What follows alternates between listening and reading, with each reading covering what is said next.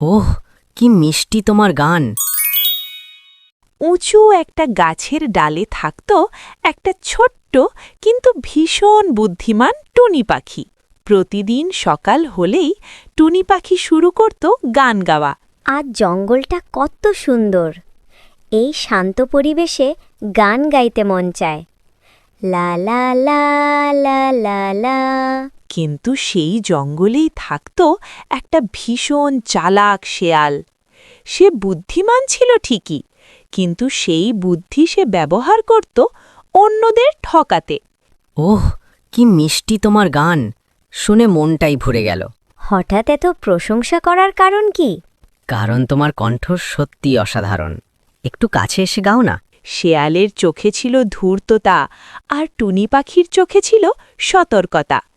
টুনি পাখি বুঝে গিয়েছিল অযথা মিষ্টি কথা কখনোই ভালো লক্ষণ নয়।